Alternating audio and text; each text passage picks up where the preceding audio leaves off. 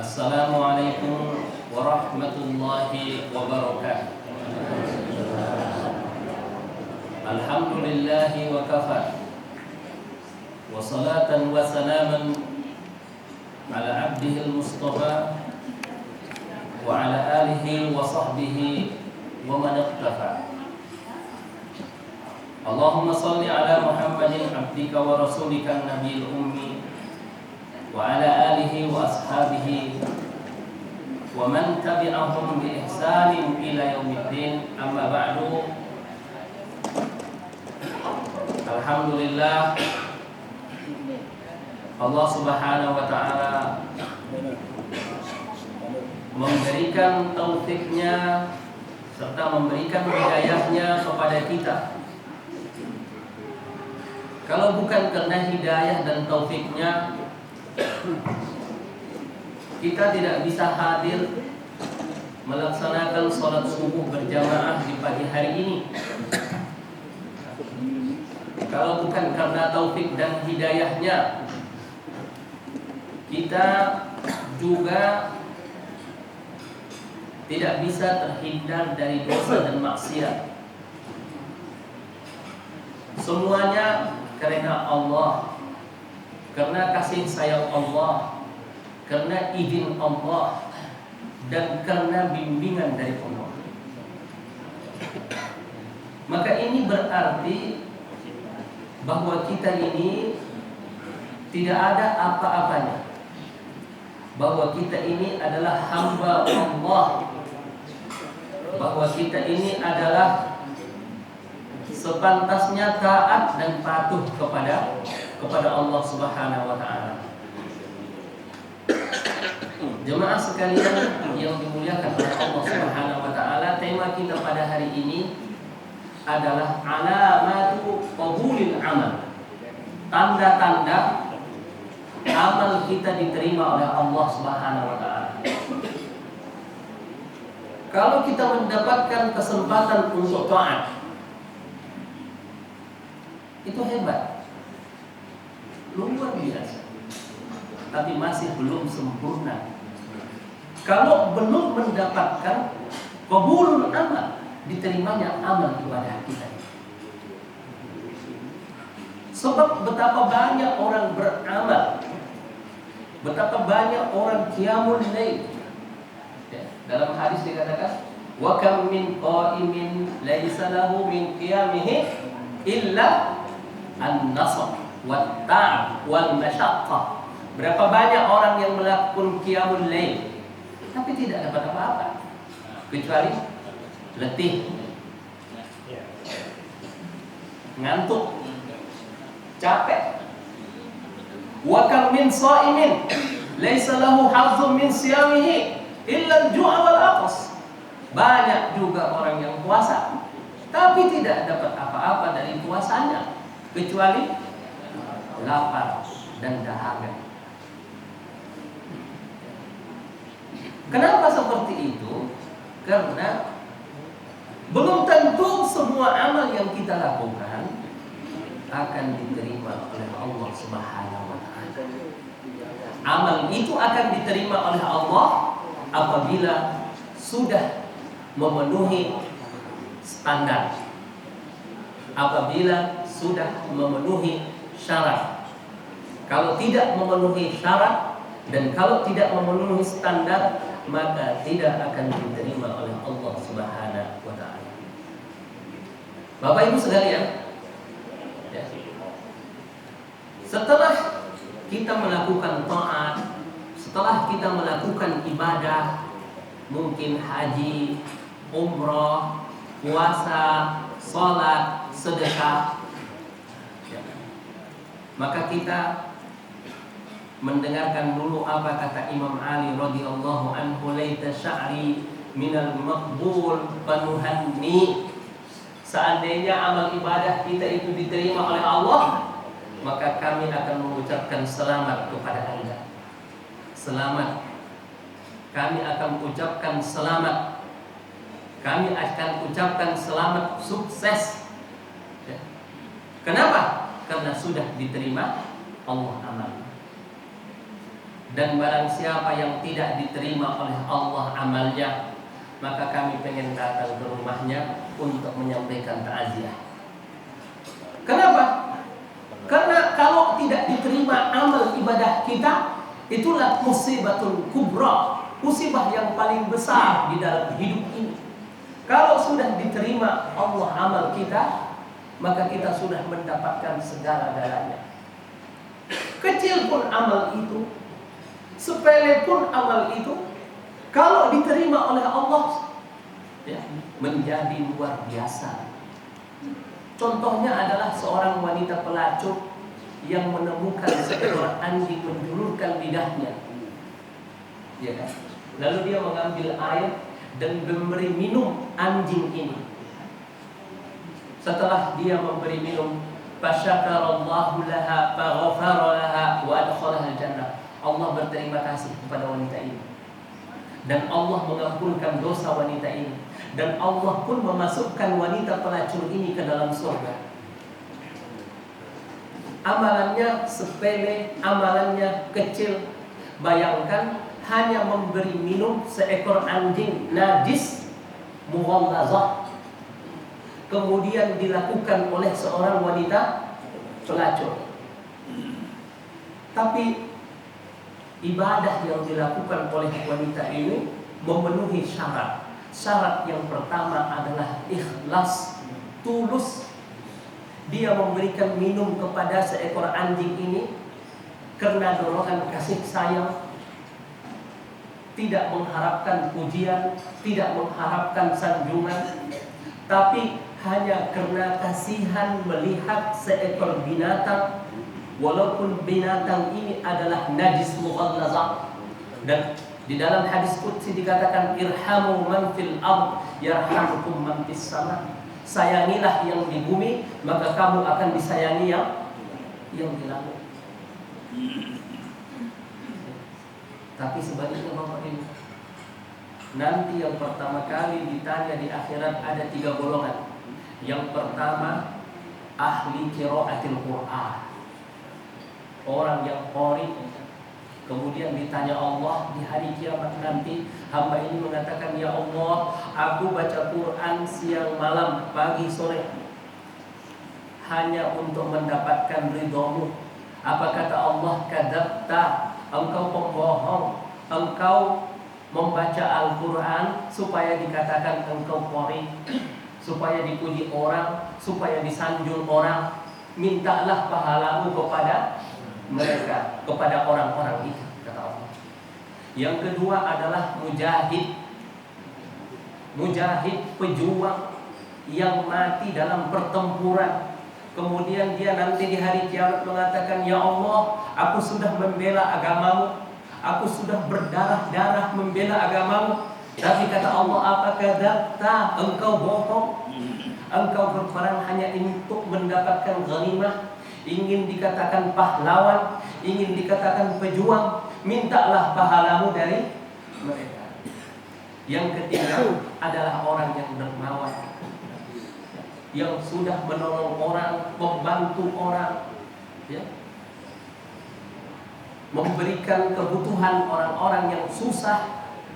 Tapi kata Allah, kadzabta, engkau melakukan semua itu supaya engkau dikatakan dermawan. Itu tidak diterima oleh Allah Subhanahu wa taala. Maka Imam Ali mengatakan, Bapak Ibu, janganlah yang menjadi perhatian kalian sedikitnya amal, tapi hendaklah yang menjadi perhatian kalian adalah apakah amalan saya ini diterima oleh Allah ataukah tidak diterima oleh Allah Subhanahu wa taala. Memang tidak ada kepastian Bapak Ibu, apakah amal kita itu diterima Allah atau tidak. Sebab takut kalau pasti sudah diterima, nanti apa akibatnya? Sombong. Abdul hamba Allah yang soleh, saya waliullah, ya kan? Ya kan? Saya orang yang dekat kepada Allah. Maka qabul itu juga adalah rahasia Allah, dan tidak ada yang mengetahuinya, tapi ada tanda-tandanya. Tanda yang pertama Bapak Ibu sekalian, ada rujuh ila dzambi ba'da ta'ah. Tidak kembali lagi melakukan dosa. Dia sudah cerai dengan maksiat. Bukan talak 1, Pak. Talak 3. Ada yang mau cerai hari ini? Cerai dari maksiat. Bapak Ibu, mari kita talak 3 dengan maksiat hari ini, ya. Kalau talak 3 itu biasanya tidak bisa lagi kembali kecuali pakai muhallil, ya. Kecuali istri sudah nikah lagi dengan laki-laki lain, ya. Nah, salah satu tanda diterima Allah amal, tidak pulang lagi kepada maksiat dan tidak pulang lagi kepada dosa. Kalau masih diulangi, istighfar, ya, mohon ampun kepada Allah. Kayaknya amalnya belum diterima oleh Allah Subhanahu wa taala. Ya. Jangan katakan, saya kayaknya akan kembali lagi ke maksiat, ya. Kayaknya saya nggak kuat, paling tahan 1 hari, ya. Tapi katakanlah insya Allah, ya. Insya Allah saya tidak akan melakukan dosa mulai hari ini. Ayo kita ucapkan, Pak. Insya Allah saya tidak melakukan dosa mulai hari ini. Tapi insya Allahnya, ya, insya Allah yang benar. Kadang-kadang ada orang apa? Kita minta sesuatu, ya, karena dia nggak bisa memenuhi, dia bilang apa? Insya Allah benar, insya Allah. Tapi dalam hatinya nggak bakalan gua kasih. Ya. Nah, tapi yang dimaksud insya Allah adalah insya Allah tahqiqan namanya. Insya Allah saya akan memenuhi permintaan Anda, ya. Itu Pak, ya.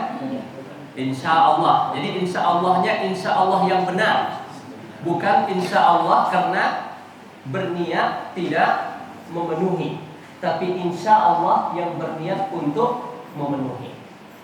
Siapa tahu kita mati sebelum melakukan dosa kembali, maka kita mati dalam keadaan bersih dan suci. Itulah tanda-tanda amal ibadah kita diterima Allah. Coba Bapak Ibu lihat, sebelum puasa mungkin punya kebiasaan maksiat. Setelah hari raya, kira-kira maksiat itu udah diulangi apa belum? Mudah-mudahan belum. Kalau belum berarti tanda-tanda puasanya diterima Allah. Kalau udah, istighfar, ya. Taubatlah kepada Allah Subhanahu wa taala. Jadi orang yang diterima amalnya, dia talak 3 dengan dosa, khususnya dosa besar, kemudian dosa menengah, dan ketiga dosa kecil. Dosa kecil kalau dilakukan berulang-ulang sama dengan dosa besar. Sedikit demi sedikit, lama-lama menjadi bukit. Jadi kata ulama, tidak ada dosa besar kalau kita istighfar. Habis judi istighfar, tapi nggak diulangi lagi, nggak apa-apa, nggak apa-apa. Tapi habis melakukan dosa kecil, ya, tapi masih kurang dosanya, itu masalah besar. Itu yang pertama Bapak Ibu sekalian, tanda diterima Allah amal kita apa? Tidak kembali lagi kepada dosa. Tapi pertanyaannya, apa mungkin kita tidak kembali lagi kepada dosa? Ya. Ada dua. Yang pertama maksum. Maksum itu level Nabi. Jadi tidak mungkin Nabi itu melakukan dosa. Itu maksum. Tapi ada yang disebut dengan mahfuz, dijaga, dipelihara oleh Allah. Pandangan kita, hati kita, tangan kita, kaki kita, pendengaran kita dijaga oleh Allah. Kalau sudah dijaga oleh Allah, maka pandangan kita mendapatkan bimbingan dari Allah. Lidah kita mendapat bimbingan dari Allah. Bukan karena kehebatan kita, bukan karena ilmu kita, bukan karena kesungguhan kita, tapi karena kasih sayang dan cinta dari Allah Subhanahu wa taala. Itulah yang pertama. Kemudian yang kedua, Bapak Ibu sekalian, al-wajal min adami qabulil amal. Khawatir kalau amalnya tidak diterima oleh Allah Subhanahu wa taala. Jadi orang yang diterima amalnya, tanda-tandanya dia khawatir. Khawatir. Kenapa? Karena belum dapat sertifikat kalau sholat subuhnya tadi itu diterima Allah. Karena belum ada surat keterangan SK kalau sholat tahajudnya tadi malam itu diterima Allah. Selagi belum ada surat keterangan dan selagi belum ada stempel, maka belum tentu amal ini diterima oleh Allah Subhanahu wa taala. Jadi orang mukmin itu sudah beribadah ya, dengan sungguh-sungguh, sudah melakukan perintah Allah dengan sungguh-sungguh, sudah meninggalkan maksiat dengan sungguh-sungguh, akan tetapi dia selalu takut, khawatir kalau amalnya tidak diterima Allah. Bukan malah sebaliknya, ya. Bukan malah ya membusungkan dada sambil mengatakan saya ini waliullah, saya ini kekasih Allah, saya ini orang dekat kepada Allah. Ya, mohon jangan sampai ada perasaan seperti itu di dalam hati kita dan di dalam pikiran kita. Kalau sampai ada perasaan seperti itu, kayaknya akulah yang paling dermawan di kampung ini. Kayaknya akulah yang paling rajin ke masjid. Kayaknya akulah yang paling tawadhu. Kayaknya akulah yang paling alim. Ya. Itu tanda-tanda amalnya tidak diterima oleh Allah Subhanahu wa taala. Walladzina yu'tuna ma ataw wa qulubuhum wajilatun annahum ila rabbihim raji'un. Tanda-tanda yang diterima amalnya, orang yang melakukan segala amal kebaikan. Ya. Dia munajat, menangis di hadapan Allah, ikhlas, dan amalnya itu sesuai dengan sunnah Nabi Sallallahu Alaihi Wasallam. Akan tetapi wajilatun, hatinya goncang, hatinya gelisah, hatinya tidak tahu apakah amal saya ini diterima oleh Allah ataupun tidak. Jemaah sekalian yang dimuliakan oleh Allah Subhanahu wa taala, sekalipun dia sudah sungguh-sungguh melakukan amal, sudah mendekatkan diri kepada Allah Subhanahu wa taala, tapi dia menganggap amalnya itu kecil, menganggap amalnya itu remeh, menganggap amalnya itu tidak ada apa-apa. Bukan menganggap amal itu remeh, Pak. Ya kan? Bukan menganggap taat itu kecil. Kita harus menganggap amal itu adalah sesuatu yang besar, sesuatu yang agung, sesuatu yang hebat. Ya kan, Pak? Baca Quran itu pahalanya besar. Salat subuh pahalanya besar. Tapi yang kita anggap remeh apa? Amal kita, salat kita, puasa kita, haji kita, tidak ada apa-apa, tidak ada apa-apanya. Kenapa, Bapak Ibu? Karena salat kita itu mau kita persembahkan kepada Rabbul Alamin, Tuhan penguasa jagat raya ini, penguasa alam semesta ini. Apa pantas salat kita yang hanya 1/10-nya saja yang khusyuk, 90%-nya mikirkan bisnis, mikirkan usaha, mikirkan pekerjaan, mikirkan anak. Apa pantas sholat yang ini mau kita serahkan kepada Allah? Apa pantas sedekah kita yang sedikit itu kita serahkan kepada Allah? Ya. Apa pantas puasa kita yang banyak hibahnya, yang banyak maksiatnya, yang banyak dosanya kepada Allah? Maka tidak pantas. Ya. Makanya kata ulama apa? Kalau sholatmu yang abal-abal itu, carilah Tuhan yang abal-abal untuk menerimanya. Berarti maka kita harus menampakkan hajat kita, menampakkan penyesalan kita, menampakkan rendah diri kita untuk mengharapkan kemaafan dari Allah. Walaupun kita sudah sholat, walaupun kita sudah tahajud, walaupun kita sudah menangis, walaupun sudah infak, mohon maaf ya Allah, tidak ada apa-apanya hamba ini. Itu bukan malah cerita sama orang. Ya, tahu nggak hari ini hari Senin, saya nggak pernah tinggal puasa Senin Kamis. Ya? Kamu udah berapa baca Qurannya? Saya sudah khatam 4 kali. Kamu udah berapa kali? 10. Ya. Jadi ibarat kata orang, semakin berisi semakin menunduk. Seperti apa Pak? Padi. Padi itu semakin banyak isinya semakin tunduk. Ya. Semakin tidak ada isinya, semakin berdiri, lapung kata orang ya. Makanya kata orang tong kosong nyaring bunyinya. Tapi kalau tong itu diisi air, dipukul, tidak nyaring suaranya Pak ya. Tapi kalau kosong, nyaring bunyinya.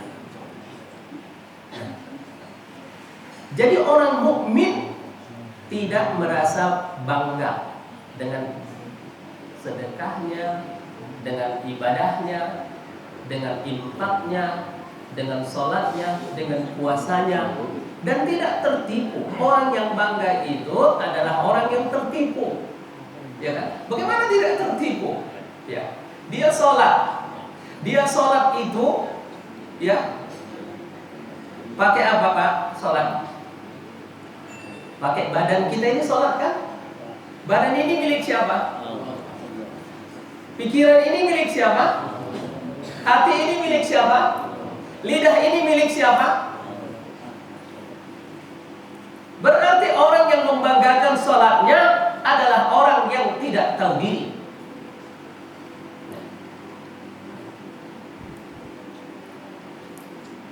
Seluruh ibadah yang kita lakukan itu tidak cukup untuk membalas satu nikmat dari Allah.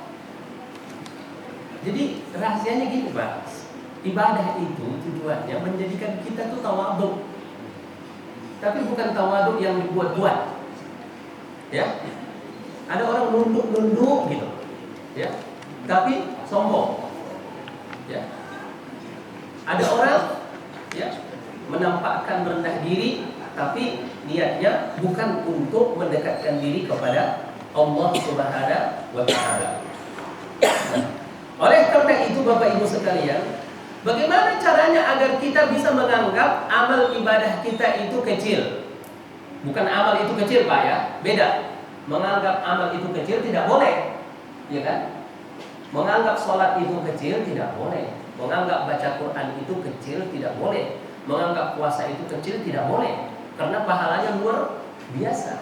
Tapi menganggap amal ibadah kita kecil, bagaimana caranya? Yang pertama adalah ma'rifatullah, kenali Allah dulu. Lihatlah kebesaran Allah, lihatlah keagungan Allah, lihatlah kemuliaan Allah. Apa pantas sholat yang seperti ini kita persembahkan kepada Allah? Kalau kita mau menjamu Bapak Presiden, ya, yang kita masak hanya ala kadarnya, apa pantas? Apa wajar? Tidak pantas dan tidak wajar. Itu yang pertama. Wa ru'yatu ni'amihi, dan lihatlah nikmat Allah yang kita pakai. Lihatlah mata kita ini pemberian Allah. Lihatlah pikiran kita ini pemberian Allah. Lihatlah harta kita, ternyata harta kita yang kita infakkan itu juga milik Allah. Enak ya ibu-ibu kalau menginfakkan harta suami, enak. Bukan hartanya dia. Kadang-kadang itu pun berat, ya. Harta bukan harta dia, harta suaminya, tapi berat untuk menginfakkannya. Jadi harta kita itu harta siapa, Pak? Harta Allah. Kekayaan itu milik siapa? Milik Allah. Tapi kadang-kadang kita ini bayar zakat pun susah payah. Itu. Jemaah sekalian yang dimuliakan oleh Allah Subhanahu wa taala. Kemudian yang ketiga, supaya kita menganggap amal kita itu kecil, mengingat dosa-dosa kita, mengingat kekurangan-kekurangan kita. Bagaimana kekurangan sholat kita, Pak? Bayangkan itu kekurangan sholat kita. Jangan bayangkan kelebihan sholat kita. Ya, tadi saya baca Quran itu fasih, makhrajnya, tilawahnya. Jangan bayangkan itu, tapi bayangkanlah cacat yang ada di dalam sholat kita itu. Apa cacatnya, Pak? 90% tidak khusyuk. Jadi sholat itu katakanlah 5 menit, 4 menit memikirkan dunia, hanya 1 menit saja yang memikirkan Allah. Ya. Bayangkan sholat kita itu, bandingkan sholat kita itu dengan sholat para sahabat, ya, Rasulullah Sallallahu Alaihi Wasallam. Dengan begitu kita akan merasa amal kita itu kecil dan tidak ada apa-apanya di hadapan Allah Subhanahu wa taala. Tujuannya apa, Pak? Tujuannya ketika seseorang menganggap ibadahnya itu kecil, yurisu tawadu'an, itu akan mewariskan tawadhu dan khusyuk di hadapan Allah Subhanahu wa taala. Ya. Tapi kalau seseorang menganggap amalnya hebat, menganggap infaknya banyak, menganggap amal sosialnya banyak, lalu timbullah kesombongan, timbullah keangkuhan, dan Allah tidak suka dengan keangkuhan dan kesombongan. Bapak Ibu sekalian yang dimuliakan oleh Allah Subhanahu wa taala. Tahu nggak Bapak Ibu Umar bin Khattab radhiyallahu anhu? Terbayang nggak sama kita? Umar bin Khattab bertanya kepada penyimpanan rahasia Rasulullah. Siapa? Hudzaifah ibnul Yaman. Hudzaifah ibnul Yaman ini adalah tempat penyimpanan rahasia Rasulullah Sallallahu Alaihi Wasallam. Jadi nama-nama orang munafik itu diketahui oleh Hudzaifah ibnul Yaman, karena memang disampaikan ataupun diberitahukan oleh Rasulullah. Suatu kali dia datang kepada Hudzaifah. Hudzaifah minta tolong. Pernah nggak nama saya disebut Rasulullah? Umar bin Khattab, setan aja takut sama Umar, tapi masih menganggap khawatir kalau dia termasuk orang-orang munafik. Kita pernah nggak bayangkan seperti itu? Pernah nggak kita menuduh diri kita ini munafik? Ya. Umar bin Khattab radhiyallahu anhu, khalifah yang kedua, khalifah yang adil, yang sudah dijamin masuk surga, datang kepada Hudzaifah ibnul Yaman menanyakan, wahai Hudzaifah, adakah nama saya disebut Rasulullah sallallahu alaihi wasallam? Ada juga seorang ulama, Muhammad bin Wasid, mengatakan, "Lau kana yujad lidzunubi rih." Andai kata dosa itu ada bau bangkai, ya, maka kamu tidak akan bisa mendekat kepadaku. Riwayat. Kalau andai kata dosa itu ya menimbulkan bau yang tidak sedap, maka orang-orang tidak akan mau dekat kepada kita. Bahkan seorang ulama mengatakan, ya, Ar-Rubai ibnu Khasyam mengatakan, Rubai ini adalah ulama besar, Pak. Ahli ibadah, ahli hadis. Beliau mengatakan, kami duduk bersama orang-orang dan kami menganggap diri kami tidak lebih dari, ya, seorang pengemis, ya, tidak lebih dari copet. Dia menganggap dirinya copet di hadapan ulama-ulama, di hadapan orang-orang soleh, dan di hadapan orang-orang yang dekat kepada Allah Subhanahu wa ta'ala. Ada seorang ulama mengatakan, setiap melihat orang, dia mengatakan seperti ini, orang ini lebih baik dari saya, orang ini lebih hebat dari saya. Kalau dia melihat orang tua, dia mengatakan apa? Hadza khairum minni abidallaha qabli.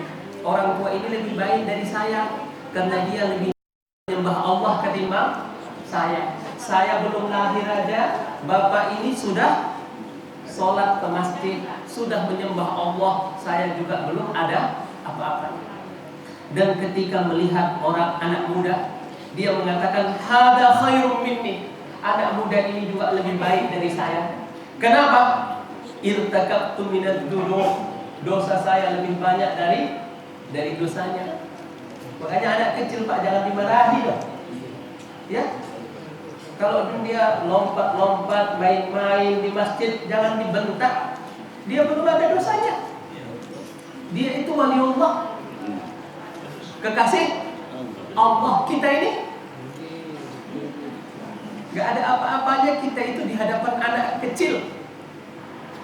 Bahkan anak kecil itu lebih mulia dari kita, lebih terhormat dari kita. Kenapa? Karena dia belum melakukan dosa, sedangkan kita sudah bosan dengan dosa. Jemaah sekalian yang dimuliakan oleh Allah Subhanahu wa ta'ala. Kemudian itulah tanda-tanda yang kedua, ya, tawadhu, Pak. Kemudian tanda-tanda yang ketiga adalah at-taufiqu ila a'malit tha'ah, mendapatkan taufik untuk terus menambah amal ibadahnya. Kenapa? Karena Allah syakur. Allah syakur. Allah paling pandai berterima kasih di antara semua yang ada di alam semesta ini. Ya.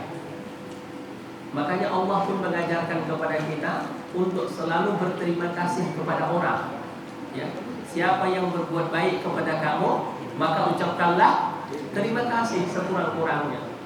Ya. Ataupun kalau baik lagi, dibalas kebaikannya itu. Maka setiap kita melakukan taat, apalagi itu dilakukan dengan ikhlas dan tulus, maka Allah pasti akan berterima kasih. Apa terima kasih Allah? Satu, kita akan diberikan Allah ladzatul ibadah, indahnya ibadah itu, nikmatnya ibadah itu, bahagianya ibadah itu. Itu satu. Kedua, Allah Subhanahu wa ta'ala akan memberikan kepada kita kesempatan ibadah berikutnya. Jadi kemuliaan diberikan Allah Subhanahu wa ta'ala kepada seseorang yang taat, Allah tambahi lagi. Ya. Misalnya kita sudah sholat sunnah, maka Allah tambah semangat kita untuk sholat berikutnya. Makanya kata orang seperti ini, jangan tunggu datang semangat baru beribadah, Pak. Ya, jangan tunggu datang semangat dulu baru baca Quran.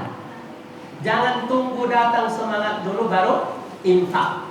Jangan tunggu datang semangat dulu baru sholat sunnah. Kenapa? Tapi bacalah Quran, maka semangat itu akan datang. Sholat sunnahlah, maka semangat untuk beribadah akan datang. Infaklah, maka semangat untuk berinfak lagi akan datang. Kadang-kadang, kenapa nggak baca Quran? Nggak semangat. Semangat itu harus dicari, Pak. Dicarinya gimana? Jadi kata orang, jangan menunggu bahagia dulu baru tersenyum, ya kan? Tapi tersenyumlah, maka engkau akan bahagia. Tersenyumlah, maka engkau akan bahagia. Jangan nunggu kaya dulu baru infak. Tapi infaklah, maka engkau akan kaya. Jangan nunggu semangat dulu baru baca Quran. Tapi bacalah Quran, nanti datang semangatnya. Kenapa? Karena salah satu tanda diterima Allah amal itu adalah at-taufiqu ila a'malin salihatin ba'daha, memberikan taufik kepada amal ibadah berikutnya. Kemudian Bapak Ibu sekalian,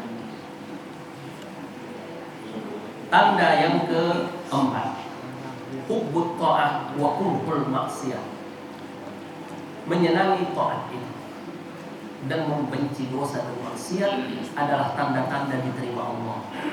Jadi Bapak Ibu sekalian, kalau kita mau melaksanakan sholat itu dengan rasa senang, dengan rasa bahagia, dengan mantap, maka itu adalah tanda-tanda kalau ibadah kita itu akan diterima oleh Allah Subhanahu wa Ta'ala. Tapi kalau kita mau melakukan ibadah itu malas, bimbang, ragu, tanda-tanda tidak diterima Allah.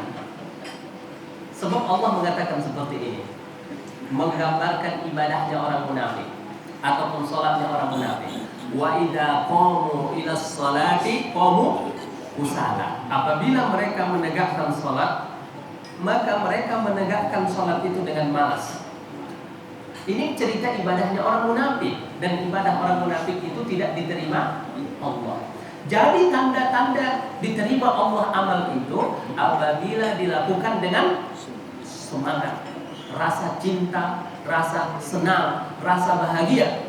Itu adalah tanda-tanda kalau ibadah itu akan diterima oleh Allah Subhanahu wa Ta'ala. Makanya ada doanya, Allahumma habbib ilainal iman wa zayyinhu fi qulubina wa karrih ilainal kufra wal fusuqa wal isyan waj'alna minal rasyidin. Ya Allah, cintakan kami kepada iman dan hiasilah iman itu di dalam hati kami. Kadang iman itu, Pak, iman itu bagus, tapi karena ditutupi oleh setan. Sesuatu yang bagus, Pak, kalau ditutupi dengan kotoran, ditutupi dengan noda, ditutupi dengan penghalang-penghalang, akhirnya kita melihat yang baik itu menjadi buruk. Makanya dikatakan wa zayyana lahumus syaitanu a'malahum. Sebenarnya zina itu adalah jijik, kotor, ya kan? Mau muntah kita melihatnya, tapi dihiasi oleh syaitan. Ya, riba aja dihiasi ya. Riba itu namanya apa sekarang? Namanya riba. Ya kan? Riba itu kan diharamkan Allah, ya kan? Tapi kenapa disebut namanya bunga? Ya. Ternyata bukan hanya syaitan yang menghiasi maksiat, tapi manusia pun ikut memperindah dan mempercantik maksiat. Pekerjaan pelacur menjijikkan nggak? Menjijikkan. Tapi orang bilang namanya apa? PSK, pekerja komersial. Masya Allah. Akhirnya, ya, kelihatan agak indah sedikit. Ya, maunya ditaruh di KTP-nya, pekerjaan PSK seperti itu. Nah, jadi wazayyinhu fi qulubina, ya Allah, hiasilah ketaatan itu di dalam hati kami. Nampakkan kepada kami keutamaan sholat, kelebihan sholat, keberkahan sholat, pahala sholat, sehingga kami mau sholat. Nampakkan kepada kami keutamaan taubat, kehebatan taubat, mukjizat taubat, maka kami taubat. Jangan engkau tutupi, jangan berikan kesempatan kepada syaitan ataupun kepada manusia untuk menutupi kebaikan itu, sehingga supaya kami termotivasi dan bersemangat untuk mendekatkan diri kepada-Mu, ya Allah, ya Rabbal Alamin. Bapak Ibu sekalian, itulah tadi beberapa tanda dari diterimanya amal ibadah kita. Mudah-mudahan kalau itu kita lihat di dalam ibadah kita, ucapkanlah Bapak, alhamdulillah. Kalau belum, bilang apa? Astagfirullah, astagfirullah, astagfirullah, ya. Dan berusahalah, ya, untuk mendapatkan tanda-tanda yang sudah kita sebutkan tadi. Barangkali saya cukupkan sampai di sini. Kita lanjutkan dengan dialog. Pasti banyak pertanyaan, pasti banyak perasaan-perasaan kita terkait dengan apa yang kita sampaikan. Wassalamualaikum warahmatullahi wabarakatuh.